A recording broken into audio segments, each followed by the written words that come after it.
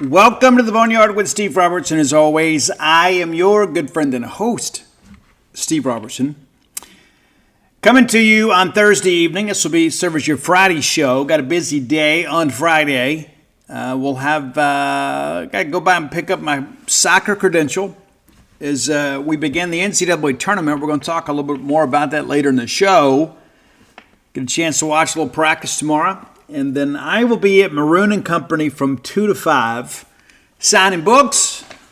If you're in town, come by and say hello. If you can't make it to town, you can order online from them, or you can call in your personalization and then have it shipped to you, or go and pick it up when it's a convenient time. I know many of you very, very fond of that establishment. So 2 to 5. It's been a couple years since I've signed there. I guess back maybe 2022. Yeah, during baseball season for Dogpile. And so we make our return to Maroon & Company. Also on Saturday, if you were in the central Mississippi area, Mississippi State's not playing a game this weekend, come out to Lemuria Books. I'll be there from 1 till around 2. And I've got to hightail it back to cover that soccer game against Southern. So 2 book signings this weekend, and then there's a good chance I'll be downtown on Sunday from 11 to 3. We'll see how things go. But that's the tentative plan. So 3 opportunities to come out and see me and get signed books. Again, Maroon & Company on Friday, 2 to 5. Lemuria Books, 1 to 2 on Saturday. And then Sunday downtown at Book Martin Cafe, 11 to 3.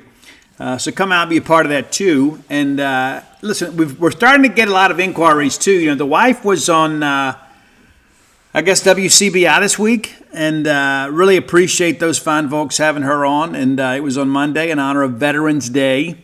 And we allow current and former military to float for free every month on the 11th. All you got to do is call and schedule and let her know kind of your situation.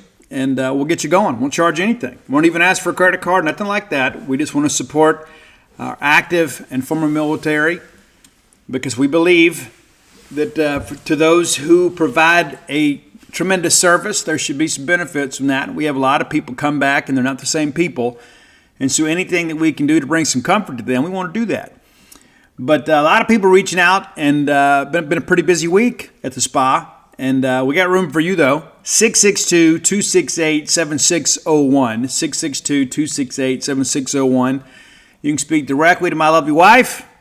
She answers all your questions. She's a registered nurse, too, so she knows a lot about healthcare, things of that nature. So if you got healthcare questions, you can ask her.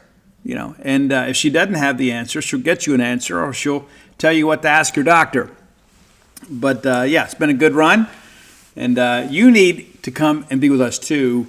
Even if you don't have chronic pain or chronic anxiety, chances are you have some stressors in your life, and how great would it be to just kind of have some time to yourself, allow your mind to rest. We never really do that. Just give your mind a chance to kind of reset a little bit. You get some increased cognitive function more times than not. We have several Mississippi State student athletes. Of course, Allie Perry was there just yesterday. Yeah, getting ready for a tournament. Kind of getting in peak physical shape. And so maybe you're not an athlete, but maybe, think, hey, Steve, I could use a little peace and quiet. We recently had a mom that came in. I think that they have 3 kids under the age of 5. And she said it was the first time that she'd had an hour of quiet in 5 years. Yeah. Maybe you deserve that. Maybe your wife deserves that. Your significant other deserves a little bit of a break. And like, hey, I can kind of watch the kids for a couple hours if you want to go float. And maybe get them a gift card and set that up for them. Let them schedule an appointment. Give mom a little time off. Dad, you could take some time off too. Yeah, for sure. That's True Rest of Starkville. Hey, let's thank our friends at Bulldog Burger Company, longtime sponsors of this show. I love them. I plan to eat there today. We ended up doing Harvey's instead. But Bulldog Burger Company is one of those places that I know what to expect. That's one of the reasons that I love it, right? Some places you go, it's just kind of hit or miss. You know what I'm saying? Guys, you get solid contact, to use the baseball euphemism. It's a hard line drive every time you go. Very consistent in what they do. They take a lot of pride in everything they do. The atmosphere, great. The service, great. The pricing, great. The portions, outstanding. 3 great locations to serve you: University Drive in Stark Vegas, Gloucester Street there in Tupelo, Lake Harbor Drive in the Ridge and Flowwood area. Go by and check them out. Have those spring rolls as your appetizer. Make the world a more beautiful place. It's true. They'll make you better looking. It's even on the menu. In addition to that, get that chocolate shake to go. Find a great restaurant quality hamburger that suits your taste. Treat yourself a little bit, whether it's a lunch with business colleagues or a night out with friends or family. Bulldog Burger Company is the place for you. Get that chocolate shake to go too. Just do it big. Live high on the hog, man. Don't hold anything back. You're only going around the ride once. Enjoy Bulldog Burger Company as many times as you can. Bulldog Burger Company, the place where people go to meet. M-E-A-T. All right, let's take a look ahead at the weekend here. 6 games this weekend. We kind of gave you a preview on Wednesday's show, but had some time to think about all this stuff. You know how life works, man. It's like you spend some time on the road and kind of get away from the computer for a while, get away from social media for a while. It's part of it. Again, we kind of back to this whole overstimulus. We're overstimulated as a people. And some of my best thinking comes when I'm on the road, just me and some good old rock and roll on an open highway. I love it, man. I do. Absolutely love it. All right, so thought a little bit more about these games. Texas at Arkansas. Now, Fayetteville is not an easy place to play. Now, Ole Miss made it look like an easy place to play when they went up there. It was kind of an anomaly in many respects. Ole Miss went up there and just absolutely laid the hammer to Arkansas. Now, we talked about this. We made Arkansas look really good. Now, to give them some credit, they showed up with a good game plan. And, of course, it's not a great matchup for us because we're weak against the run. They're very good with the run. But the Razorbacks 5-4. Now, we feel confident they're going to be bowl eligible. I suspect they'll get that game next weekend against Louisiana Tech. It may be the only game they win, right? Because you get Texas this weekend. Texas, obviously, a lot to play for. Texas in the playoffs, they can win it all. I still believe they can. I don't know if they will. It's going to depend on matchups. I'm excited about the playoff.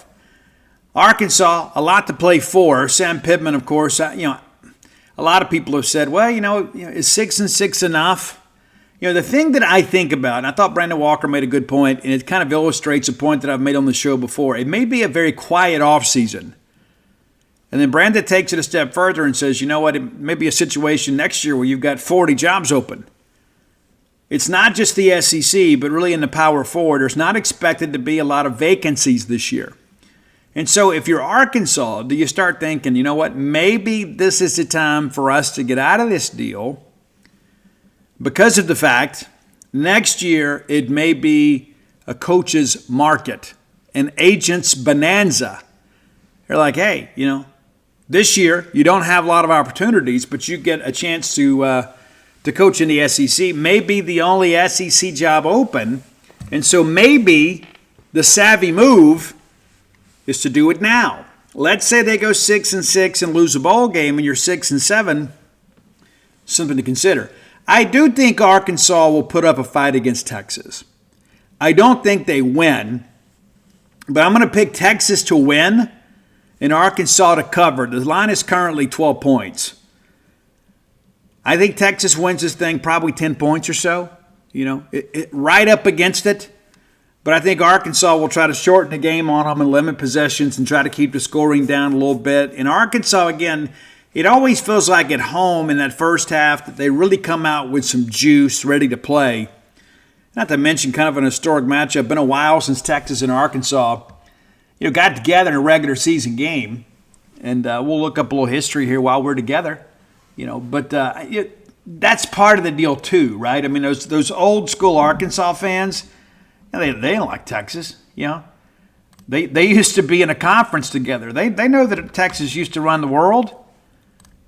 It was a big deal to beat Texas. Guys, they've played 79 times, with Texas winning 56 of them.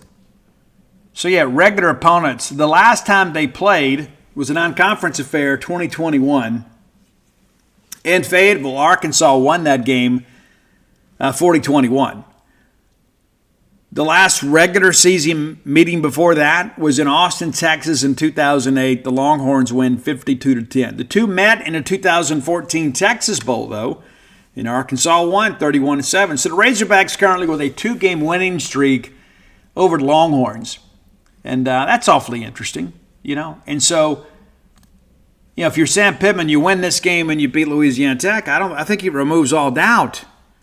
But then you got to go to Missouri, for the regular season finale, a place you've never won before. And Arkansas has taken a couple of pretty good teams up there and come home with a loss. Remember a couple of years ago, I told you guys with a month to go in the season, here's how this thing's going to play out. Missouri's going to get bowl eligible by beating Arkansas at their place, and they did. They beat them to death. But again, I take Texas to win, Arkansas to cover. That's how I see it. Now, Louisiana Monroe's at Auburn. Now, I think Auburn wins this game fairly easily. But the spread out there is 25.5. When you look at this Auburn offense, objectively, do you really think that they can win by 4 scores? I don't know that they can, especially when you look like as of late, right? Now, you go back, again, it's a non-conference game. And early on, they hammered Alabama A&M, in all due respect to Alabama A&M. But Auburn probably could have played, the scout team and won that game. There's a big talent differential between those two conferences.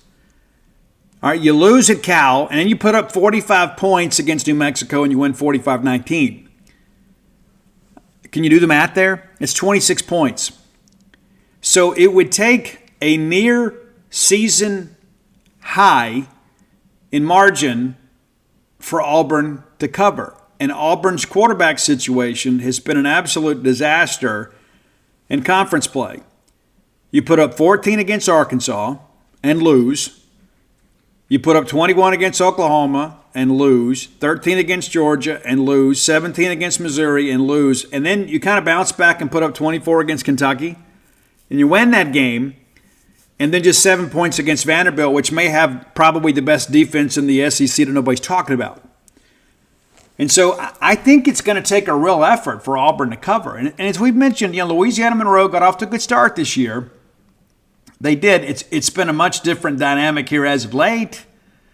But guys, Louisiana Monroe is 5-4. One more win and they're bowl eligible. They got something to play for. They're going to come in ready to go. Now, can they win this ball game? Yeah, I don't think so. But I think they're a team that probably feels like, hey, we've lost 3 in a row. However, we got an Auburn team that appears to be a little bit vulnerable. Maybe we can sneak in there and make this thing interesting. And of course, they got 2 more weeks, to get that 6th win. They go to Arkansas State and host UL Lafayette to close out the regular season. But this is one of those games because of the variance in the spread. I think you take Auburn to win, but maybe Louisiana Monroe covers. And so I've talked myself into that. We're going to pick UL Monroe to cover. Auburn to win. Kentucky and Murray State, there's really nothing to talk about here. I'd love for Jody Wright and the Racers to go into Lexington and win this game. It's not going to happen, though. Mercer's at Alabama. That's another one. There's no point in even really discussing that. And again, even though Mercer has been really good this year, considering their league, but it's Mercer, right? You're playing against an Alabama team. And there may be even a bit of a letdown if you're Alabama, after absolutely destroying LSU in Tiger Stadium. It's tough to get up and play emotionally week after week after week. The lone loss this year for Mercer is at Samford, 55-35. But outside of that, they played pretty well defensively. So I won't be surprised if we look up midway through the second quarter and you're like, wait a minute, look at this. Mercer's hanging in there with Bama, but eventually the talent differential will take over and Alabama will win this game. But, don't be surprised if Mercer makes it a game for a quarter and a half. LSU was in Florida. Now, here's what I expect to happen. We talk about football being an emotional game, and you look at the injury situation, with the quarterbacks, at Florida. And you saw what happened last week. It was 49-17. Let's be honest, Sarkisian and those guys could have put up 70. They didn't, but they could have. Gators have lost 3 of 4. Currently sit, with a 4-5 record. And, Scott Strickland's already made the statement, the dreaded vote of confidence, that they're not going to make a change this year. Didn't say anything about next year. And so I wonder how much of Florida's defensive issues last week were maybe in response to the news that staff's not going to change out. Maybe those guys don't believe in Billy Napier and the staff. And that's just speculation on my point. But they did not go out and play well. Again, it was 35-0 at the half. And Texas wins 49-17. But I don't know how motivated Florida's going to be to play. And again, you look at their schedule. You host number 22 LSU. Then you host Ole Miss. It's got a tremendous amount to play for next weekend. And then it's the rivalry game at Tallahassee. And you never know how that's going to go. There could conceivably be a situation here where Florida doesn't win another game. And then you close the year on a 5-game losing streak. It makes me wonder then, do the Bull Gators kind of spring into action then and say, you know what, Strickland, we can't endure another year of this. I do think LSU takes care of business. LSU a road favorite at just 3.5. But I think LSU will come out ready to play. I think it'll be a very entertaining game. It's going to be on ABC. It's going to be the 2:30 game, kind of the featured game of the day, shall we say. But I like LSU in this one. And again, I think the spread, even as a road favorite, is manageable. LSU just needs to find a way to go win this game. But you look at the Tigers, too. There's a lot of discontent in Baton Rouge. They're 6-3, right? You don't expect to lose 3 games all year if you're LSU, and they've lost 2 in a row. They were in a situation after they went to Arkansas and beat up on the Razorbacks. They controlled their own destiny, not just for the SEC title game, but for the playoff. And now, for all intents and purposes, you look at this thing and say, you know what, they're out of this thing. Because there's not a marquee win left for them. They would need some craziness to happen to find their way into the SEC championship game. Not that this league is immune from craziness. But I think it's pretty fair to say that LSU is going to be on the outside looking in when it comes to the SEC championship game. And there are a lot of people down there. It's different at LSU. The expectations are different. When LSU fans look up and see Alabama playing well, now all of a sudden Texas A&M appears to be somewhat resurgent with Mike Elko at the helm. You start thinking, hey, we get rid of these divisions. We don't have to play these same teams every year. We get a crack at some of these teams in the old Eastern Division. The path to the playoffs should be a lot easier for us. And now you're 6-3. I think the problem that Brian Kelly's got is he's having to play with the players that he recruited. And I know Notre Dame is a name, but the reality of it is how many head-to-head SEC battles did Notre Dame really win over the years under Brian Kelly? It's a handful, maybe. There's a bunch of guys out there to claim offers. You said, but Steve, Notre Dame's a national recruiter. It's a different dynamic here. It's different. And if you don't recruit well at LSU, you don't win. And there are a lot of kids born and bred in Louisiana going to go to LSU if you are the coach. Because it's about wearing the purple and gold. So I think in many respects it's a must-win for Brian Kelly. I don't think there's any danger of him losing his job this year. But he's certainly losing a lot of support. All right, Missouri at South Carolina. I love the game. I don't love the line here. South Carolina at home. It's an afternoon game. If it was night, I might feel differently. It's 3:15 in the afternoon.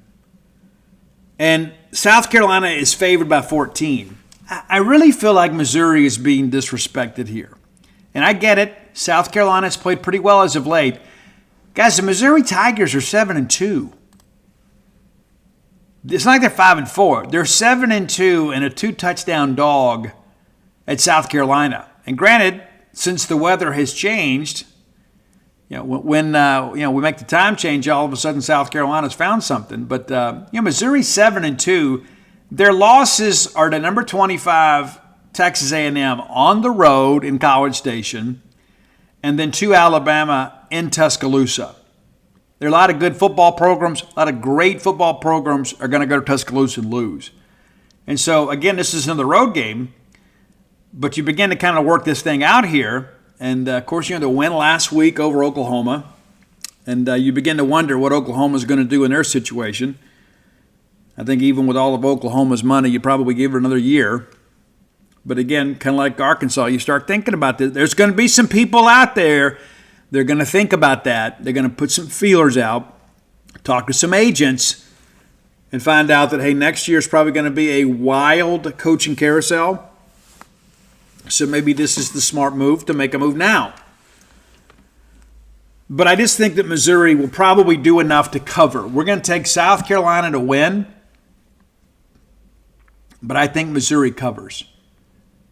And again, the South Carolina team, it's just all of a sudden, Beamer's got them ranked in the top 25 again. Expected to they're already bowl eligible. Shane Beamer's job is safe again. And that's big, too, with the change in leadership there at South Carolina. And speaking of that, too, it's one of the things I think about with Florida, right? You're still dealing with an interim president. When the new president comes in, what does that mean for Scott Strickland? Does the new president say, Scott, no, you're going to fire this guy. We'll find the money.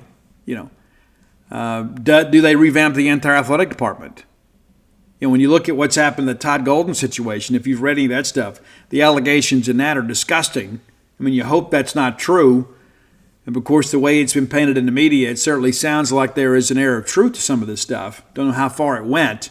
But the reality of it is the allegations are very disturbing. And so that's one of those things you begin to think about, too. Probably the last thing Scott Strickland needed was a fire burning with another sport. I like Scott Strickland. I do. And I hope things work out for him. But this is one of those things, too, you begin to kind of wonder, But back to Shane Beamer. I believe in Beamer ball, too. Shane's a guy all the way back to the Kroom era, was a great coach here for us. A guy that recruited exceptionally well at Mississippi State.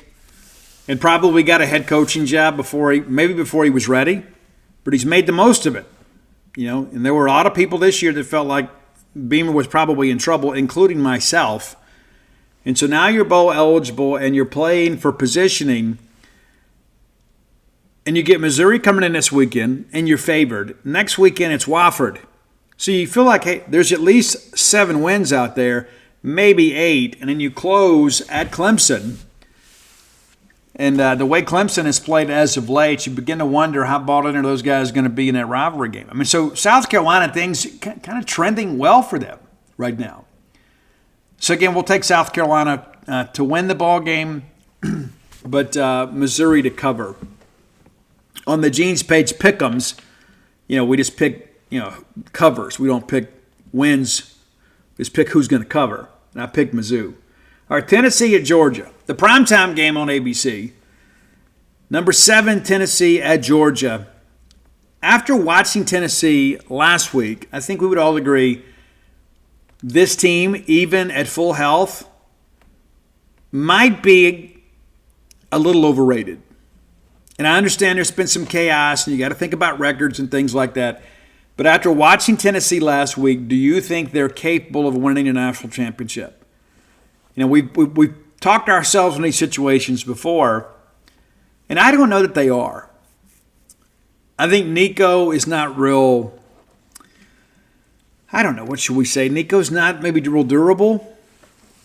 When I think about Sampson, not the biggest guy against a pretty big Georgia front.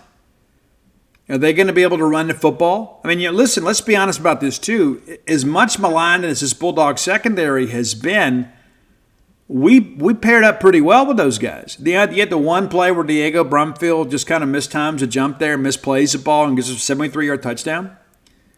And they did score 3 touchdowns in the game. I think on Monday I said, what was it, 2? It's actually 3. But I didn't think Tennessee just ran by us. There was one play, of course, the touchdown early where we have a safety bite on some underneath stuff, and they sneak a guy behind us. But I thought we actually matched up pretty well with them. And so since we did, I think Georgia will be able to match up with Tennessee's skill guys. And I think it's going to be a situation where Georgia wins a ball game, and they're going to come out with their hair on fire too. I mean, after getting embarrassed last week by Ole Miss, and then Kirby Smart kind of stuck his foot in his mouth this week talking about a player, that it was, called him an idiot, looked like he was celebrating on the field. Saw a friend that plays at Ole Miss, and they were excited to see each other, and it's bad judgment, it really is. But Kirby comes out and calls the kid an idiot. I mean, that's kind of stuff that you might say in a locker room, or your office. You don't say it in a press conference. But Georgia favored by 9.5. I think they win and cover. New Mexico State at Texas A&M. This line is 39 points. It's a lot. It's enough to make you think about it, right? You start thinking 39 points, and you look at this A&M team. Of course, they're coming off an open date. So in many respects, it works out well for them. It's kind of two open dates because they get New Mexico State, a team they should handle easily. But I just kind of wonder, You got smacked by South Carolina. You get the open date. Now you get New Mexico State. You're eager to kind of get back on the field too and work some things out before that road trip to Auburn. And then you host Texas. Again, that South Carolina loss, so significant. So significant. But you start thinking about this. Let's say you went out and you beat Texas and you end up 10-2. You're probably in a playoff. So a lot to play for. But again, that 39-point spread is enough to kind of give you a little bit of pause, and that's what Vegas does, right? They try to give you lines that entice you to maybe take some chances here. But this New Mexico State Aggies team is 2-7. Not great. They got a 7-point win over SEMO and then a 3-point win over Louisiana Tech. And outside of that, it's just kind of been the opponent's bonanza in many respects. So I'm actually going to take A&M to cover here, to win and to cover, even with 39 points. It seems like a lot. I think Texas A&M is eager to get back on the field. I think New Mexico State is eager to get their check. So your winners this week, we're just going to go winners. Your winners are Texas, Auburn, Kentucky, Alabama, LSU, South Carolina, Georgia, and Texas A&M. That's how I see it. You may see it differently. I had a good week last week on the picks, but still got a little ways to go. Nate jumped out to the lead on our Genes page pick'em column, and he has maintained the lead all the way through. I think he's had like a game or two ahead of me, and then now he's like 4 ahead of me, and I'm running out of games. And so I was pretty aggressive in my picks this week. So either we're going to go down in flames or we're going to go down in glory. But either way, we're going down shooting. That's what we're going to do. We're going to come out, just kind of fire some things off here, make some things happen.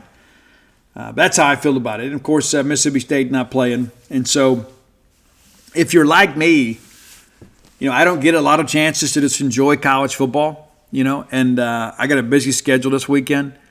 But I do look forward to getting home and kind of catching up on everything and then watching those games, those night games. That's one thing, and you've heard me say it before. I don't think the Associated Press poll is a good thing. I don't. And I've never been asked to be the AP voter, and that's perfectly fine with me. And let me tell you why. Because despite the fact that I cover college football, I don't get to watch enough college football to be a good voter. And many of the people that vote in that poll also don't watch enough college football to be a good voter. That's why I think all this has got to be just kind of taken with a grain of salt. And I think the FBS playoff rankings are what you kind of got to pay attention to now. That's what matters most. We have a playoff. It's not like the media picks a national champion anymore. They used to be the big thing. And anybody that doesn't believe there's always been a bias and that kind of stuff, you're kind of kidding yourself. I mean, it's just the truth. Those guys that voted years ago didn't get to see any games unless they covered a game because games weren't on television. I mean, the AP poll kind of predates that kind of stuff. And so you got to take all that stuff with a grain of salt. And there are a lot of people out there that will defend that poll. My argument has always been, I think the best thing for us to do is put a poll together with a bunch of retired football coaches they're going to watch a lot of football. They're going to be able to plop down on their couch on Saturday morning, watch College Game Day, and watch football all day. They can kind of flip around and watch several games and then have an opportunity. I mean, they got time, right? They also have a better handle on the game than we do. But again, sometimes these things come out and we just kind of assume that everything is on the up. It's not always on the up. That's my feelings. All right, time for today's top 10 list. As always, brought to you by closewithblair.com. Blair Chandler is my friend, your friend, our collective friend in the mortgage industry. This guy's got nearly 24 years experience in the mortgage loan origination industry. Nobody stays in any industry 20 plus years by luck, right? You got to get things done. The mortgage industry is one of those, kind of you eat what you kill type deals, right? I mean, it's not like, hey, it's a salaried position and we just kind of hope for the best. No, there's commission involved in all this stuff. And so Blair has a vested interest in getting your loan approved. And so he is going to construct your loan in the best way possible to get you an approval. Now, it's important, too, to get pre-qualified. If you're looking for a home for the first time, you don't even know where to begin, right? It's like, hey, I'd love to have this big $500,000 house out here on a reservoir, or out of Lake Caroline or something, and that's where I'd like to be. Well, maybe beyond your means right now. So get pre-qualified and wait. Once you get that letter, your real estate agent will spring into action because they know exactly what we're looking for and they know that you have financing arranged. They're going to get you to the closing table much quicker when you've got that pre-qualification letter. Now, hit Blair up at 601-500-2344. Again, 601-500-2344. And let him know you heard about him on the Boneyard. I mean, you never know. You may get a free set of steak knives or something. Who knows? But Blair is a great friend of mine. He is a friend to all of you. And so whether you're looking for your first home, your next home, or perhaps your retirement home, go ahead and just take something big off the table and let Blair handle it. He'll put you in the best deal possible. That's closewithblair.com. Okay. A lot of feedback about Wednesday's show. Had a lot of people message me to check on me. Guys, I'm doing okay, right? Sadness is part of life, okay? And, went and spent some time with the family and, said my goodbyes to my cousin Sarita and had a chance to hug her kids and shake her husband's hand and, see my Uncle Harold and Mary Ellen and Malcolm and my cousin Elisa. And it's tough, man, it is. And it's tough to see people you love hurting. And because you're just so powerless to stop it. I tell you this too. I had somebody else hit me up. And they said, Steve, I saw you posted about Malcolm Rousey on Facebook. I said, yeah, it's my cousin, one of my closest cousins growing up. Yeah, and he goes, hey, is he the guy that makes the duck calls? Well, as a matter of fact, he is. Yeah, Rocky Creek Custom Calls. That's Malcolm Rousey. That's my cousin. It's true. Does an amazing job. And, if you're looking for that kind of stuff, if you're looking, say, you got hunters in your family, just kind of go look at the website and see if there's something in there that strikes your fancy. I can tell you Malcolm would love the business. When people always say, hey, is there anything we can do? Yeah. How about take your duck call business to Malcolm? That'd be a nice gesture. But anyway, I had I'm not gonna mention a name here, okay? Because I don't want to embarrass anybody. But I had somebody else reach out to me and two people about the same person. How interesting is that? And they're both Boneyard listeners.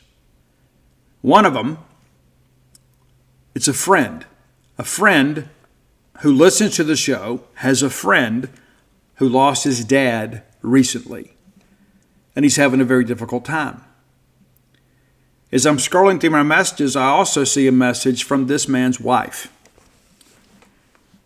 and sharing the same story, that he lost his dad unexpectedly and is having a tough time.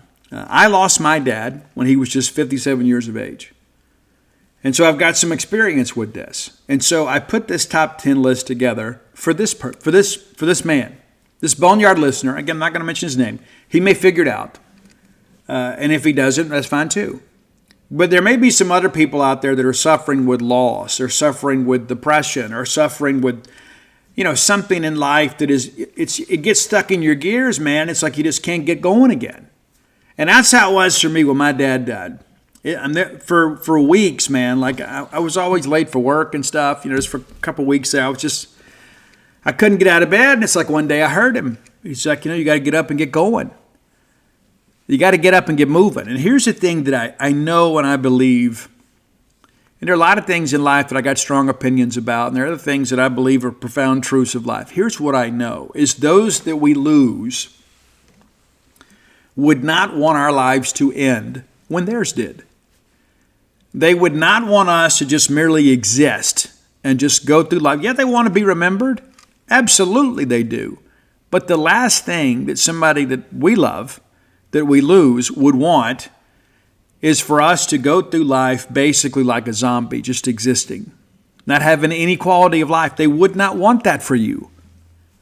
And that's one of the things that I learned in time. I said, my dad would not want this for me.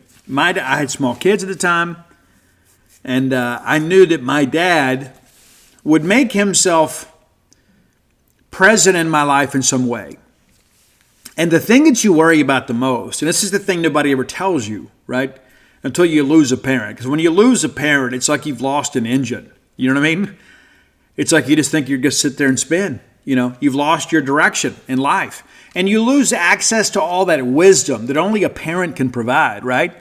I'm a firm believer in the same-sex parent is the most important relationship that you'll have as an adult, because your dad knows what it takes to be a dad and to be a husband and to be a man. Your mom knows what it means to be a mom and to be a wife and to be somebody that kind of runs the show in many respects, right? And so there is some wisdom that they can impart that you can't have access to anywhere else. There's not a book.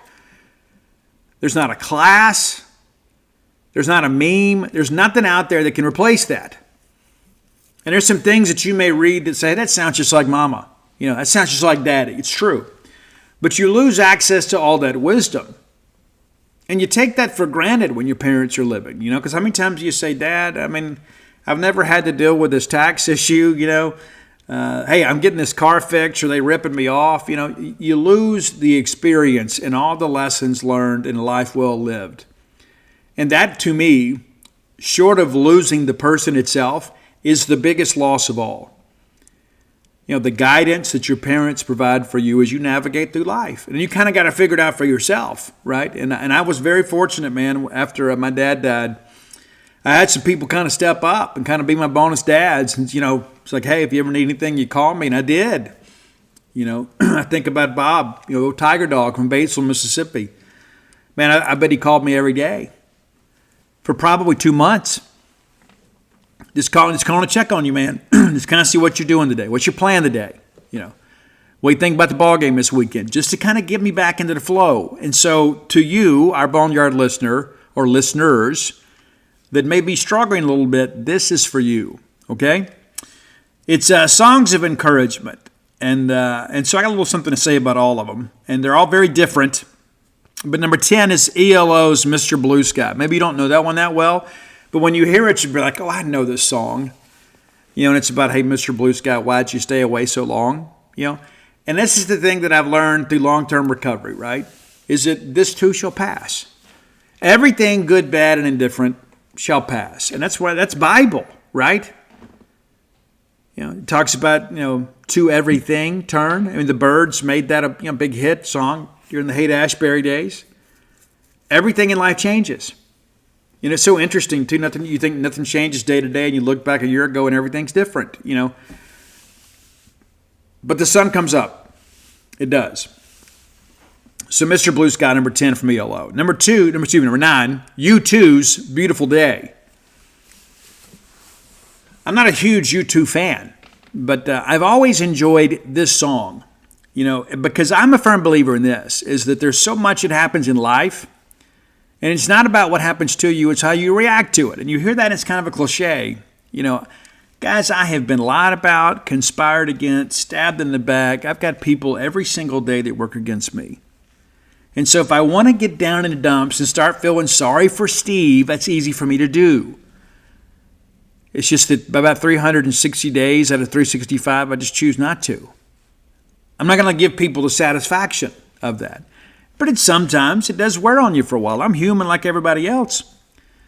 And when I'm feeling down, sometimes I go write a gratitude list out. And that's a thing they teach us in recovery, but anybody would benefit from doing this. Is get a piece of paper, put it on your desk, and every time that you think of something you're grateful for, you write it down. And it could be something minor, I'm grateful for this. I'm grateful for my relationship with this person. I'm grateful I don't have to do this anymore. I'm grateful I don't wake up to hangovers anymore. I'm grateful that I found a new way to live. I'm grateful for my church. I'm grateful for my wife. And the next thing you know, every time that you think of that, something else will index forward, right?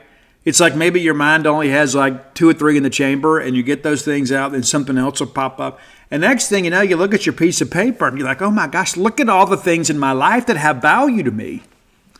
It's an amazing place to be, and sometimes we need a reminder, and we can provide it to ourselves. It's a beautiful day, baby. Number 8. Love this song. It wasn't as big a hit as the Honey, I'm Good, but it was a big hit called Keep Your Head Up. Not the Tupac version, it's the old thing. Life is tough, right? It is. But we don't have to make it more difficult than it already is, because life is a journey, and life is so beautiful at times too. And I'm a firm believer in this, and if you follow me on Facebook, it's one of the things when I write the randoms I talk about a lot is one of my best friends in the world. And we don't get to see each other very often because he moved to jolly old England. But he said this one day, I've never forgotten it. And a lot of people think it's mine, but it's not. It belongs to Jim Winter. But Jim said, all sunshine and no rain makes a desert. And then I took it and said, exactly. And I said, and then, it's the rainy season in which we grow. So we need that balance. If it sunshines all the time, the scenery gets kind of boring. It's true. And so you got to keep your head up and keep moving. Number 7, the very first time I heard this song, it made me cry. True story. It's Rascal Flatts, Bless the Broken Road. And it wasn't just because of the fact that I'm madly in love with my wife. But in addition to that, too, it made me think about all the things that I wanted and all the people, perhaps, that I wanted that didn't work out. Because I thought I knew better, but God, my higher power I choose to call God, had a better plan, better than I planned. And I see so many things out here, and I try not to be judgmental. I was very judgmental in my 20s. Got a little bit better in my 30s, and as I age, I've just kind of learned to let people be themselves, and if they want to make mistakes, I'm not going to stand in the way of them doing so. But guys, we are surrounded by fakery. I mean, honest to goodness. When you look around, right, I mean, how many times it is so sad to I'm nosy, so anytime that I see there's been some incident, I go run to Facebook and see, do I know this person? Do we have any mutual friends? And maybe that's unhealthy and toxic of me. But then you go back and you look and there's no signs, right? Everybody puts their best foot forward on social media. And I can't tell you how many people, it appears they have the perfect relationship and then they don't. And none of them are perfect. But I know some people, not just in recovery, but, friends and acquaintances, that their relationship is in absolute shambles. But you go look on social media and you would think, hey, this is couple goals right here. And I don't say that to be critical of them. It's just important to understand a lot of people aren't going to advertise when they're in pain. They're going to suffer in silence, right? Because there's this expectation. There's a role we have to play. I got to be strong for everybody else. And listen, there are a lot of people that overshare on Facebook, and maybe I'm one of them. But there are a lot of people out there you would never know what they're dealing with. And not everybody needs to put that out there. But the reality of it is I think when you keep that in mind, that this person, may be carrying the weight of the world on their shoulders, and you offer them a little kindness, and it might turn around the day. You know what I mean? It might turn around a week. Number 6, love this band. When Dana and I went to marriage boot camp as our gift to each other for our 25-year wedding anniversary. Went to boot camp out in Texas. Great experience. And I think we were one of only 3 couples that weren't in the middle of contemplating divorce. And I came face to face with a lot of things out there. It's like I've heard somebody say before, like if we all got together and threw our problems in a pile, once we saw the problems that everybody else was carrying around, we'd probably just pull our problems back out, right? It's true. I'll just take these. I'm used to carrying these, right? But it was interesting. And they played a lot of One Republic, and I knew some of their stuff, but there was some songs in there too that really, really resonated with me. And I was like, you know what, this band's got something going. There's some positivity with this band. And the song I Lived really speaks to me. It really does. Because when I think about the totality of my life and I look back and I say, I am so much more than a recovering alcoholic and a drug addict. I am. I am more than that. And I am more than just, a guy that covers Mississippi State. And I'm more than just a dad, even though it's probably the most important job that I have. And I'm more than just a husband. I'm more than just a dude with long hair and tattoos, I'm more than just that guy that, eats up a chair at the table. I'm more than those things. And I've worked on myself over the years, and I've worked at my craft. And I look back sometimes and I think, it's been a pretty good run. It has been. It nearly ended, coming up on 33 years ago. I think about those things sometimes when it gets this time of year. My wife tells me that the burden of being a deep thinker is that I'm constantly thinking about those things. I sometimes ruminate over all that stuff. Like I can't just move. She's completely different. Like she can compartmentalize things.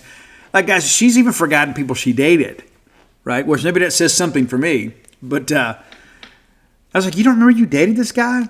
It's like, no, I didn't date that guy. Yes, you did. And then like all of a sudden we'd get around our high school friends and be like, oh, yeah, I guess I did go on a date with him, one or two, Then come to find out the guy was madly in love with her. It's come on, But here's the thing that I know is if the ride ends for me tomorrow, or if it ends for me 10 years from now, the people that know me and the people that love me will look back and say, you know what? That Steve Robertson, he really lived. He didn't just go, pay the bills and raise kids and just hope for the best. He really got out and did some cool stuff. He lived. And I think that's a testament that we all want to leave. That's a legacy we all want to leave. As you got out and you lived and you enjoyed life. It's what your family would want. Number 5, it's Freddie Mercury and Queen, The Show Must Go On. And, of course, this was, written when it was pretty much determined that Freddie Mercury had a death sentence, due to the HIV. And but he found the strength to put this song together. It's a song of inspiration. Because, when things happen in life, life is not going to end for all of us.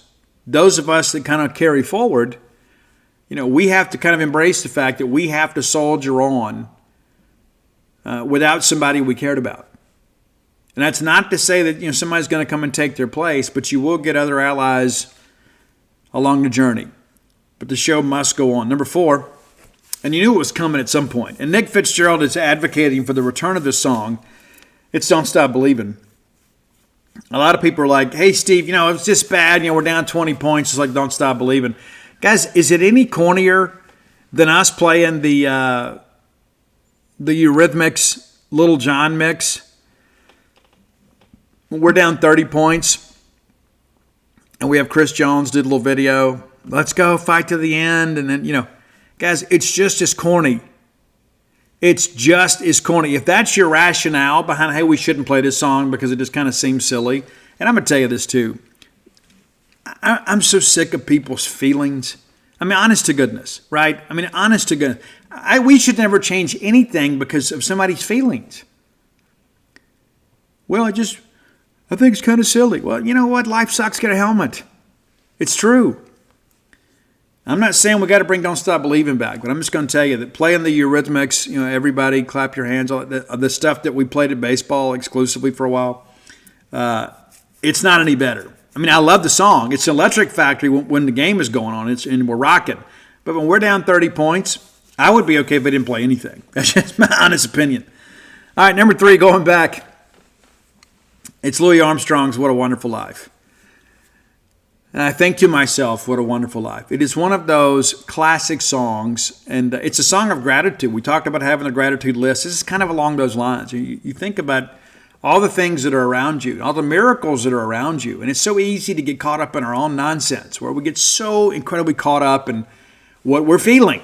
And it's not to say those feelings aren't valid, but you can't live the rest of your life dragging that baggage along. You can't. I'm a firm believer in the heaviest stuff that you carry up the mountain, the other stuff people put in your wagon. There's some truth in that. But sometimes you got to stop and take some inventory and lighten the load a little bit, baby. It's true. Number 2, classic song. And some people would say maybe this is should have been number 1, but it's not. It's my list. But it's Let It Be from the Beatles. Let It Be. It's one of the things in recovery they teach us that, God grant me the serenity to accept the things I cannot change, the courage to change things I can, and the wisdom to know the difference, right? And that's one of the reasons we repeat that is because it's difficult for us, right? And sometimes you just got to let it be. There's a big thing, we talk about with step 2. You just got to let go and let God. Let God do it. And I'm a firm believer. And I can't hold everybody and everything in place. I've tried. I've tried to the point of near insanity, trying to make everybody do right. And then you kind of reach a point where it's like, you know what, they're going to do what they want to do anyway. And I don't want anybody faking it. I don't want anybody, because this is what I expect from them. They're going to give me the fakery just to kind of, keep me appeased, and then they're going to do what they want to do. And so my belief is this, and thankfully I have, been with the same person for a long time. But, even when I was young, there's a difference between being alone and being lonely. True story. But the reality of that is that you can't make somebody love you. You can't make somebody respect you. Now, you can stop people from disrespecting you. I firmly believe that. You don't have to like me, but you're not going to disrespect me to my face. And so one of the greatest compliments that I think I ever get is when I find out somebody's talking bad about me behind my back. You say, but Steve, that's silly. Why would you feel that way? Because it means they respect me enough not to act up in my face. True story. Say what you will, but say it in my face, as the great poet laureate Ivan Moody sings and Lift Me Up. But you just got to let people be who they're going to be. You got to be the best version of yourself. And the thing that I believe about that is eventually you will draw the people to you that are your allies in life, right? You can't take prisoners, right? You just got to find partners. Number 1, though, a song that means so much to me, and I discovered it kind of by accident. I love Alter Bridge, and you guys know that I've seen Alter Bridge, I've seen Tremonti, I've seen Miles Kennedy. Talked to Miles Kennedy on the phone one time, and but it's Alter Bridge's Life Must Go On. And I was near my wit's end, and I had Alter Bridge's 3 album, and I just kind of listened to the hits, and this is a deeper track that's kind of buried on the album, and I was absolutely depressed. I was absolutely alone. I thought that I had nowhere to turn. And this is all in recovery. I mean, this is, within the last, 20 years or so.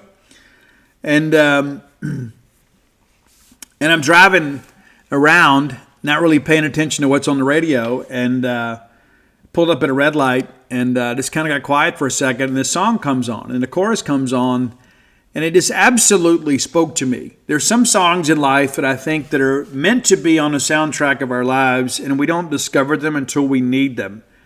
And this is one of them for me. And it's Life Must Go On. And I'm going to read a few lyrics for you here. And here's how the song opens. Sitting alone in the cold of the night, you're trying to find what you need to survive. You're so afraid that you can't go on. Left in the silence, it tears at your heart. It only reminds you how broken you are. You lost your way, but hope is not gone. Because the sun always sets, the moon always falls. If it feels like the end, just pay no mind at all. Absolute poetry. And when I get down, even to these days now, if I get down, I get depressed, and that happens to me from time to time, this is my go-to. right? It is. There's a couple other songs out there that are kind of on the perk up playlist, but that's the one because I think there's a spiritual component to every bit of that, right? And so I shared this today, and I spent a little longer doing this list because I think it's important. But also, too, when I have two people reach out to me about the same individual, because we're a family here, okay? And says, hey, this is somebody I love that is really struggling, and they really respect you, and they listen to the show all the time. And I said, you know what? Anonymity guaranteed. And so you know who you are. So this top 10 list is for you, but not just for you. It's for everybody out there that maybe is struggling today. And I encourage you, to pick it up. It is so easy to wallow in the mire. It's easier not to be great. But I can promise you, and I know this in my heart, and I think you do too, that the people that you love, your dad, that you lost unexpectedly, the last thing that he wants is for your life to fall apart because of his passing. That's the absolute last thing that he would want. And there have been times in my life, like when I wrote about this when the bottom falls, and we'll move on after this. Dana and I lost our first child to stillbirth. And there were so many times I thought about going and getting drunk or going and getting high. And then, then I would wake up and I would say, you know what, that's the last thing that she needs. Here she is feeling like she failed me, which was completely untrue, but that's how she felt. But it was a part of me too. I said, you know what, I'm not going to get to heaven and have to look this kid in the face and say that I let my life dive into oblivion because of your death.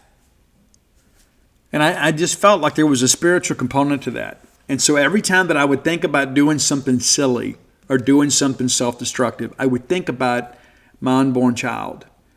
And I would say, you know what? The last thing that anybody that loves me wants to see happen is to see me fall apart.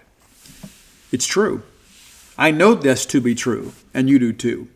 And so hopefully we can bounce back from this. I know that you can. Kind of choose to. It's not to say that grieving is not part of life. It is. But we can't grieve forever. At some point, we have to pick up and move forward. Life must go on. If you have ideas for the top 10 list, reach out and let us know. Best way to do that is to hit up Roy on Twitter. And I joked with him earlier that I think that he is on strike. And he comes back not sure what that means. Yeah. Or maybe I've missed his tweets because life has been busy. But nevertheless, Roy is my friend, your friend, and he puts these lists together on Spotify at Dogmatic67, DAWGMATIC 67. And then also you can follow him on Twitter or X under that same handle. Roy's our friend, and maybe Roy's just been busy, but nevertheless, I appreciate Roy's contributions to our show, and so many of you have gotten to know Roy because of this, but Roy, a great guy. I wish him and Missy, also the whole family, a great holiday season. So if you got ideas, reach out, let us know. And again, we've got some, they're kind of, on standby. And sometimes it just takes me a while to kind of sit down and on a road trip and say, okay, I'm going to listen to this band and put this thing together for you. But I just thought under the circumstances we needed to call an audible today, and so here we are. All right, next segment of the show brought to you by Campus Bookmart, a Starkvillian institution. Man, I love Campus Bookmart. I love going in there and just checking it all out. Wish I had a blank check. I just bring all that stuff home with me, and maybe I'd give you some of it too. But we can just kind of work together and buy all that merchandise. So Miss Kathy Brown and the great buyers there will buy more. Yeah. So if you're looking for Mississippi State apparel, you're looking for Mississippi State gift items, because every Bulldog on your list would love Mississippi State gifts. They're gifts that last a lifetime, right? Because you treasure them, so you protect them, and you want to take that fan cave to the next level. It's true. So visit Campus Bookmart next time you're in town. If you can't make it to town, or perhaps game day is a tough shopping day for you, then visit them on the World Wide Web at campusbookmart.net. And by being a loyal Boneyard listener, we'll give you a phrase that pays, and that is BSR, which stands for Beautiful Steve Robertson. Anytime you can save some money this time of year, it's a great thing. Promo code BSR saves you shipping on all orders over $75. Any order less than $75, absolutely incomplete. All right. Since we've been together, Mississippi State women's basketball picked up a win, as expected, over Alabama State. It wasn't much of a game. And as our friend Brian Haydad tweeted out, I'm beginning to think Alabama State's not very good. Through 3 quarters of play, they had 17 points. Mississippi State scored 17 or more the first 3 quarters. It was an 83-29 final. Bulldogs now 3-0. Alabama State was 2-0 coming in. But they're not a great team. They're not. Bulldogs really, really clamped down defensively in this ball game. Guys, when it's all said and done, you start looking at the field goal percentage. They shoot just 22% from the floor and 18% beyond the arc. They were 4 of 22. It's nuts, man. It is. Looking at the Mississippi State women's team, Medina Okot with 17 points to lead all scorers in the ball game. That's nice to see, certainly, in only 25 minutes of action. Anaya Russell with 16, Debrisha Poe with 14. She was 4 of 6 from beyond the arc. Bulldogs kind of dialed it up a little bit. Taryn Ward, 3 of 4 from beyond the arc herself, 14 points off the bench there. Bulldogs really came out really strong in this ball game, shot nearly 60% in the first half, and kind of dialed it back to a cool 46%. Of course, State playing a lot of players late in that ball game. But, the Education Day game, as I was leaving town, I passed several school buses filled with school-aged children headed to Humphrey Coliseum for an 11 a.m. tip. I don't know whose idea it was to do this. We've done it a couple times now. It's a great idea. It's the Bulldogs of the future. Anytime we can get them on campus and have them come enjoy a day at Mississippi State, it's something they will never forget. And so I commend the university for putting this thing together. Ladies back in action on Sunday, 2 p.m. at Humphrey Coliseum against Tennessee Chattanooga. We hope that you'll turn out and do that. Some of you may be tempted to pull the doubleheader, right? Maybe come watch the women and then ease over and watch the men's team in South Haven. Roy Samanti texted me earlier and asked me if I would be there. I will not be. A lot going on here, but Dave Murray and Jacob Bain will be there for us. The men's team 3-0 will take on Utah. It's also 3-0. That game is going to be broadcast ESPN2. Going to be tough to make both of those games, but 3 p.m. From South Haven. And so we hope that you'll turn out and be a part of that. And so, again, a good early test from a Utah team that has proven to be pretty good so far. But we're not playing at home, but we may as well be. Maybe the rims are unfamiliar, but the colors in the stands won't be. We need you to pack that place out. Not sure how many fans will show up from Utah. There'll be a few. But anytime that we take the show on the road, it's a good thing. Certainly is. Also, too, Chris Jans met with the media today. I don't know if you guys kept up with that. And we had full coverage over at genespage.com. Your Mississippi State signing class, currently ranked 10th in the country, may sign one more. Maybe. Doing some checking on that. Maybe one more. But, 3 4-stars, according to 247 Sports. And also ranked 10th in the composite. So a top 10 class for Coach Chris Jans. And not exactly sure where the women are going to end up ranked, but a good group also for Coach Sam Purcell.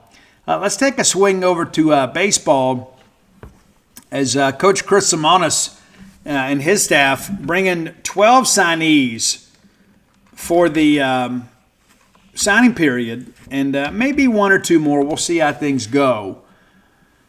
But when it's all said and done, Mississippi State ranked 5th in the rankings of perfect game, and that's an imperfect system because if you don't go to their events, you don't get ranked. John Bingham is a guy that we expect some big things from, and he is unranked by them. And so, in the event that he eventually gets ranked, there may be some upward mobility in the rankings. When you break it down by average player ranking. Mississippi State second in the country behind just LSU. And a lot of these guys ties to Mississippi State. You know, everybody's thinking, well, Steve, it's a great class. Can we get them to campus? Well, the only ones we're really worried about, the Parker brothers, obviously, and I was in Purvis to watch them sign with Mississippi State. Had a chance to interview them and their parents, and wrote that story at genespage.com this morning, a free story. I think both of these guys will get some calls during the draft. I don't know they're going to be willing to sign, though. And some would say, but, you know, Steve, you know, Jacob Parker, you know, a guy that had the big home run summer, was one of the biggest names on the summer circuit. And then JoJo made a big jump in the rankings, too. And then Trent Grindlinger, also considered by many to be one of the top catchers, if not the top catcher in the country. Peter Mershon, a guy that can catch, play third, and play center. Also part of those games, Landon Harmon, the pitcher. Mom teaches at Mississippi State from East Union Attendance Center. So those are 5 names that we'll be watching. But, you know, the thinking now is that everybody comes to school. That's the thinking today. We'll see what happens. I mean, you know, Jacob Parker could lead the nation in home runs this spring and things could change. But I think those guys want to stay together when it's all said and done. But you never know. You know, they're going to turn down a ton of money just to go to college. It's a means to an end for a lot of people, but it's a really, really good class. You know, Charlie Wortham, of course, a guy from DeSmet Jesuit in St. Peters, Missouri. Richie Swain, also from Missouri, a right-handed pitcher. Gabe Boyd, a shortstop from Christian Brothers there in Memphis, and a guy that a lot of people don't really talk about is Gabe Boyd. You know, this is a guy that, you know, 9.5 rating by perfect game, not a perfect 10. We had a lot of the guys that were 10s, but you know, you begin to kind of work through this stuff and you kind of see it for what it is. But you know, I like the class, and I had a chance to speak with Coach Chris Simonis today, and he said that he felt like it was you know, probably you know, one of the best classes that he signed at Mississippi State. When you begin to, you know, think about these, you know, state rankings and things like that, it's a really good group in Mississippi this year. Really good group. And, you know, we'll see how things kind of play out. But, you know, you feel good about who we have and what we have. Of the top players in Mississippi, 4 of the top 5 are headed to Mississippi State, if memory serves me correct. But, you know, that's something that we'll continue to monitor. But, yeah, you know, good outcome for Mississippi State. They're continuing to work hard and put this 2026 class together, too. And that, you know, the calendar moves pretty quick the older you get, right? I mean, you can't just sit around and wait. And what's interesting, you know, the Parker brothers committed to Mississippi State in the 9th grade, and then you pick up Bingham and Mershon here in the last week, you know, just before the signing period opens. And so Mississippi State, the fewest number of commitments in the top 10, because that's what we have room for. And you look at like Tennessee going out signing double that number of players, but you start thinking about that when you begin to realize that, you know, with the potential for a 34-man roster next year, are they going to run everybody off? You know, Tennessee didn't do much in the portal this year. And so you start thinking about that aspect too. I mean, you're not looking to bring guys in and redshirt them. You're excited about what you got and who you got, and you kind of move forward with that. But you know, LSU, the number 1 class in the country, that's not uncharted territory for them by any stretch of the imagination. But certainly one of the better classes under Coach Chris Simonis. And now the challenge is getting these guys to campus. That's the real challenge when it's all said and done. Is it's not who signs, it's who reports. Because recruiting rankings don't mean an awful lot if the recruits never make it to campus. And so that's the situation Mississippi State's in now. So now they're signed. And, again, maybe one more. We'll see how things go. We got a guy out there that's still contemplating between us and I think Tennessee, maybe one other school. And I don't know why you'd go to Tennessee when they sign 24 kids, because you can just argue, you know, half those guys aren't going to be on the roster. You know, I don't know Tennessee's roster situation, but to think that they're going to bring in, you know, close to double-digit signees, What did they sign? 3 in the portal, And so you start thinking about that, what you got coming back, what you got coming in, how does it all factor in? Roster management is the biggest challenge these days for college baseball coaches. And so excited about the class. And you may have seen, too, that, softball had a really good class, too. One of the better classes under Samantha Ricketts. They went out and signed half a dozen players and really set up strong for 2026. Really set up strong. Hannah Jo Sullivan's a part of that thing, too, and did a commitment story on her. And so Ricketts kind of starting to stack some classes together, too. And then, our softball our soccer team goes out and signs 8 players too, and our recruiting profile just getting bigger and bigger by the day. That's a big part of things, That's an exceptional part of things. Is when you recruit well, you play well, and then when you take those players and develop them, and you do some things that are historic, well, it just kind of opens some recruiting doors for you that maybe previously were closed. And, again, that's the important aspect of it. So that's a nice segue into our final segment of the show. Let's thank our friends at the Stark Vegas Clubhouse. Love those folks, and I'll be there in a few weeks. Can't wait. Going to have everybody together under one roof. You should organize something like that for your friends or your family. A lot of room for everybody to spread out. 5 bedrooms, 2 baths, a full-service kitchen, the wet bar, that huge back porch area, and, of course, the fire pit. It's starting to get cooler. We can't wait. We're going to make s'mores, right? We're going to sit around out there and play some games and just have everybody together. And I don't even know that I want Dana to cook. I think we'll just DoorDash some food. So maybe we'll keep the kitchen clean. But the reality of it is I just can't wait to have everybody together. Togetherness is a great thing. And the longer you live, the more you appreciate, those times spent with the people you love the most, just kind of doing nothing. Maybe it's a work trip for you. Maybe you got a big work group you bring into town to work around the Golden Triangle. Rather than go out there and get 5 hotel rooms, take advantage of the Stark Vegas Clubhouse. Now, how do you want to know more about it? Just Google it. Google the Stark Vegas Clubhouse, and you will pull up their Facebook page, and you can peruse through all of the amenities that are available to you and your guest when you book a stay at Stark Vegas Clubhouse. Now, after you Google, some booking options are going to come up. You can go Airbnb, you can go VRBO.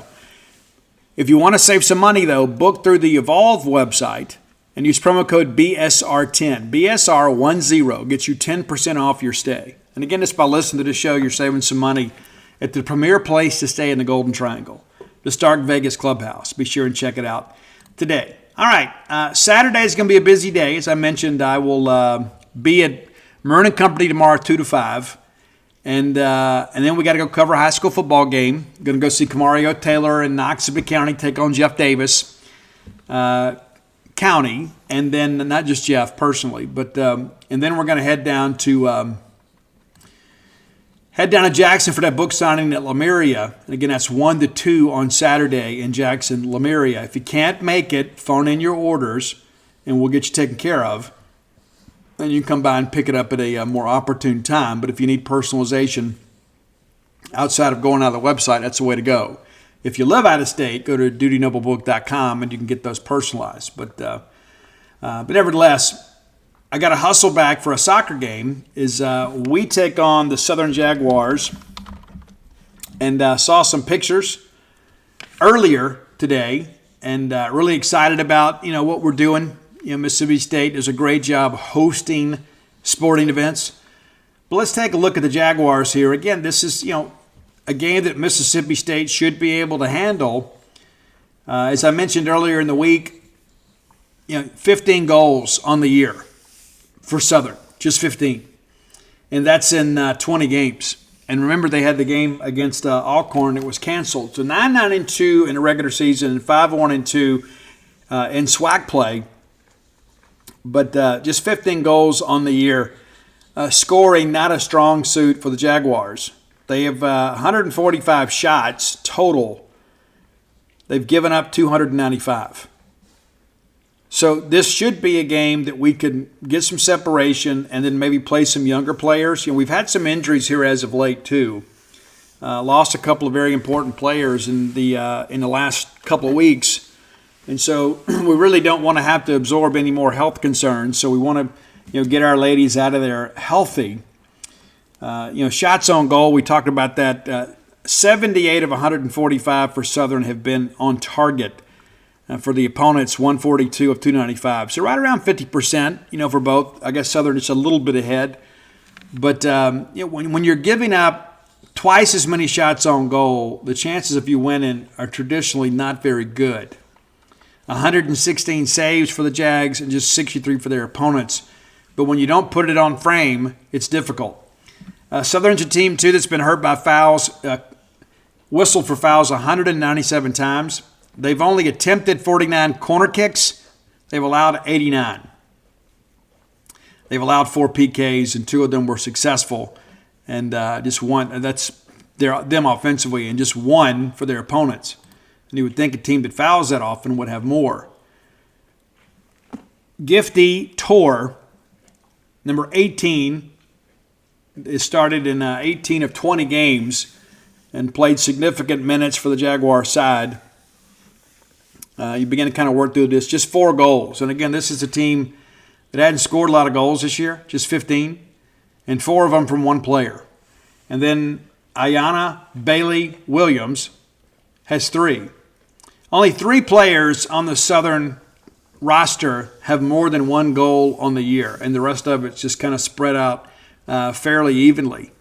But it has not been a great year, but I'm sure they're thrilled to be in the tournament as you kind of break this thing down. They've played a couple different goalkeepers, but it's Sydney Bellamy who does most of the keeping, all but 10 minutes of action. So 1820 played this year, 1,820 minutes, and Sydney Bellamy has been in the goal 1,809 of those minutes. 26 goals against, 113 saves. We'll see how things go. But 294 shots faced. Yeah, that's a lot. That's a lot. When we get into conference play here, and just kind of looking at their offensive numbers here too, 9 goals in conference play of the 15. And, so against out of conference competition, just the 6. And as I mentioned, they did play Ole Miss earlier this year, and I don't know if I've mentioned it on the show this year, but Ole Miss did not win a game in Southeastern Conference play. And so if they were able to get a 4-0 victory over Southern, you got to like State's chances. But to give the Jaguars credit, they have played better as of late, and really in their conference have played much better, and just kind of found lightning in a bottle down the stretch. And won the last 4 games. Of course, the upset of number 2 seed Grambling State pushed them through to the final. They win that game on PKs 6-5. So that's always rather interesting. And what I think too is, like, anytime that you see these Southern teams, you begin to wonder, hey, we play them in baseball, we play them in basketball from time to time. But you're kind of looking ahead here at our history. This will be an inaugural meeting between the Bulldogs and the Jags on the soccer pitch. So another historic thing. I want to remind you guys, too, if you hadn't done so, go to dirtynumblerbook.com. You can order your books. All my sports titles are there. But before we get out of here, I want to reiterate something, because I don't think that some of our fans get this. And we've talked about the House settlement. So this is going to be an annual expense kind of moving forward. That's right. It's not a one-time payout. The settlement itself, you got to pay the damages on that. But moving forward, there is a new model for revenue sharing. And it's estimated it's going to cost Mississippi State about $25 million annually. And so when you begin to think about, okay, we need to build this, well, everything kind of gets pushed back a little bit unless we have some private donations. I don't know how wealthy you guys are, but if you've got some cash laying around, I can assure you Mississippi State could use it. And now those those donations are tax deductible.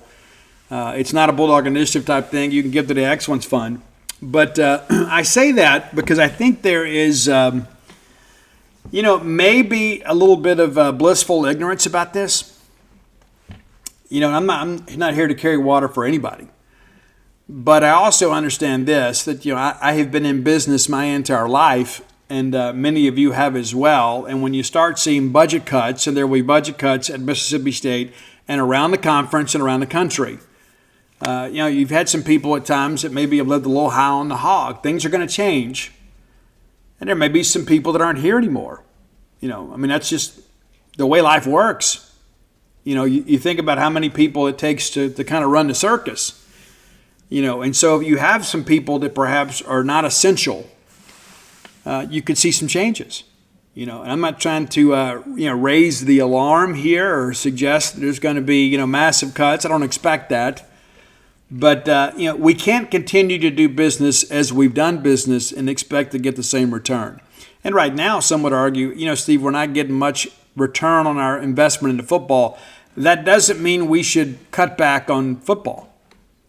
Football takes care of everything else.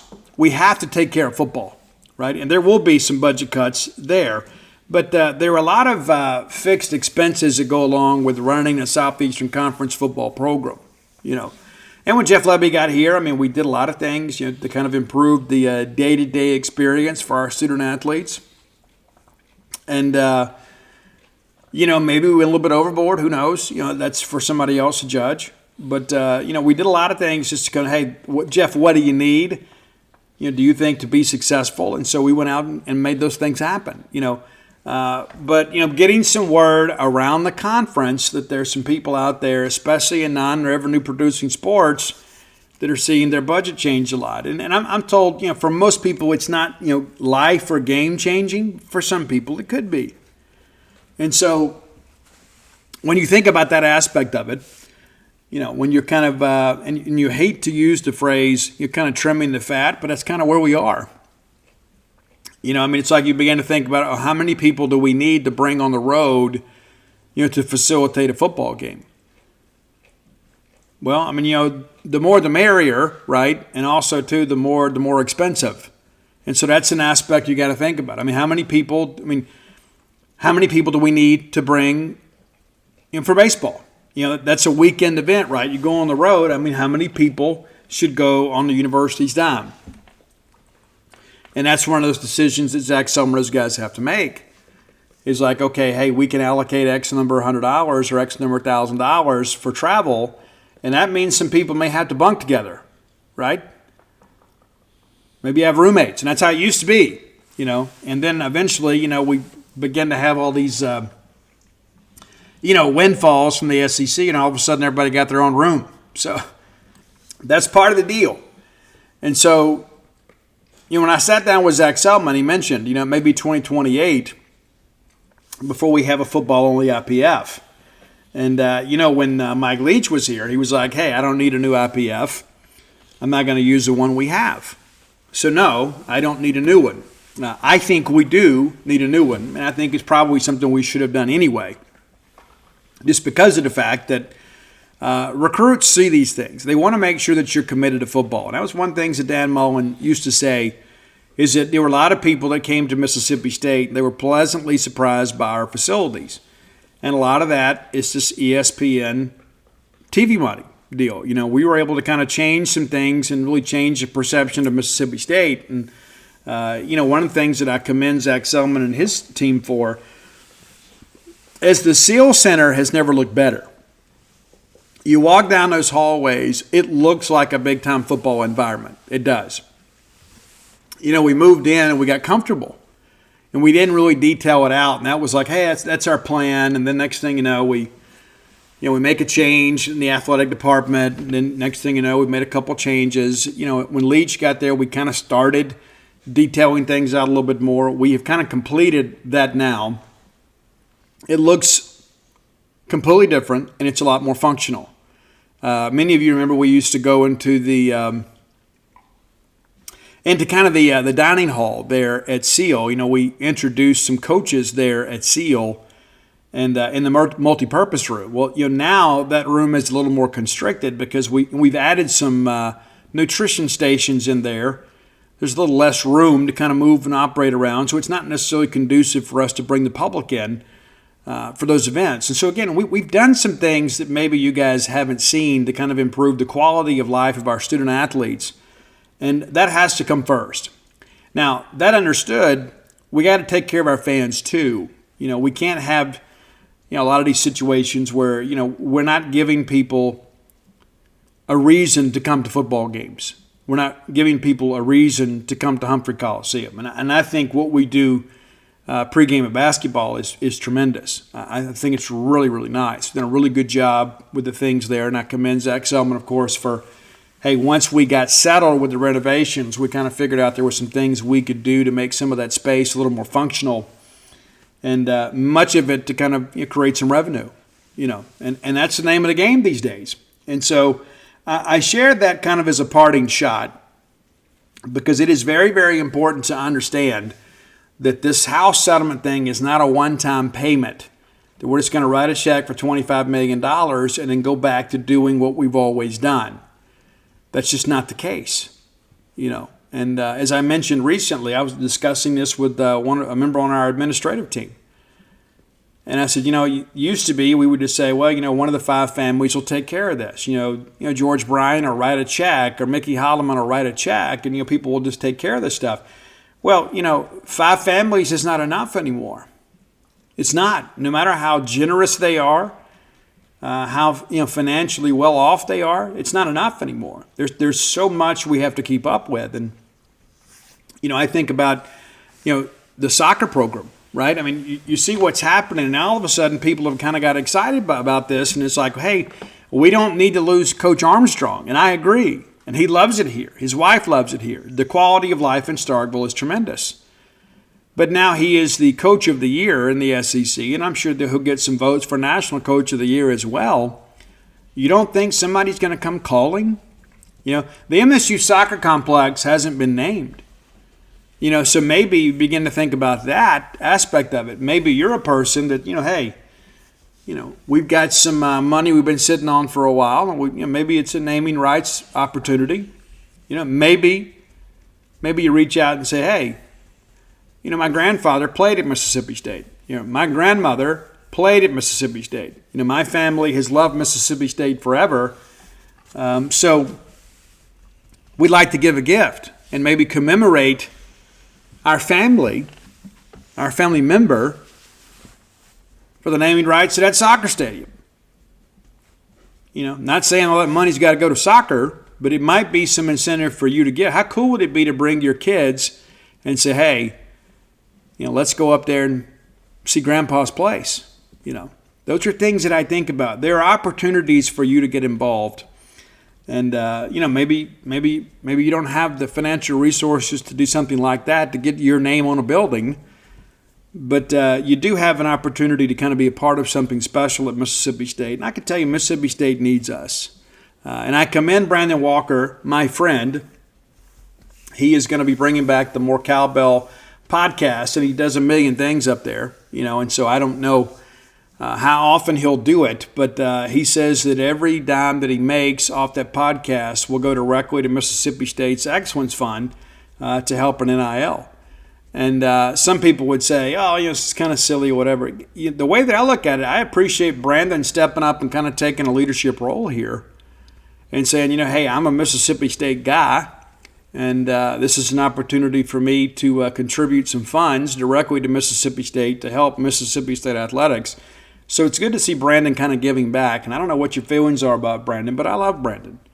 Brandon's my friend. He used to work on the beat with us and worked at the Columbus Dispatch, and we have maintained our relationship ever since. We don't get to talk as often as we used to. We're both busy guys. But I commend him. And, maybe there's a situation where you can do something similar. I'm not saying we got to go have a bake sale. It's just going to be, something that, it's just a drop in the bucket.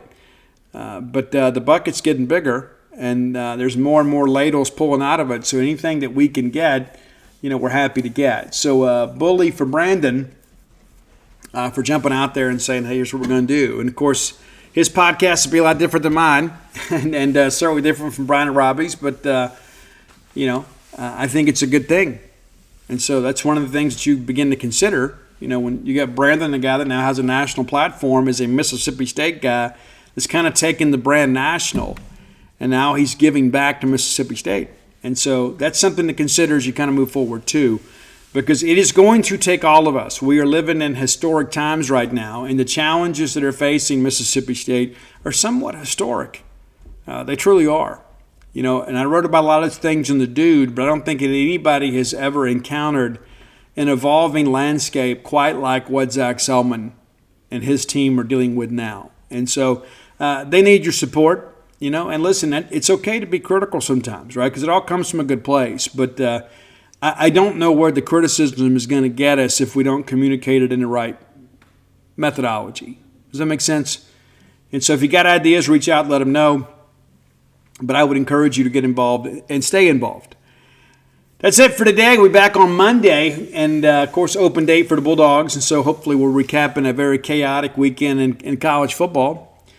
And hopefully we're celebrating a Bulldog victory in soccer and women's basketball and men's basketball come Sunday. And again, we encourage you to get out and support those teams. Think about that. I mean, you can come to Starkville this weekend and enjoy the soccer game Saturday, and then either head up to South Haven for the men's game or stay right here in Starkville for the women's game. And so it can still be a Mississippi State weekend for you, even though it's not a football weekend. Ran into Julie Bishop the other day. We love Julie and Ken. Love that whole family. We probably love Julie the most.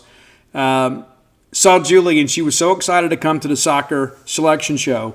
And she goes, I kind of love coming up here when it's not a game because I can get in all my favorite stores and restaurants and things like that a little easier. And so maybe consider that this weekend if you've got a place here in Starkville or you used to coming up here. You've got some things to come up here and celebrate this weekend. So maybe consider coming being part of all of our sporting events in Starkville and in South Haven this weekend. Until next time, let's all live our lives in a way we make more friends than enemies and people can see a difference in the way we live.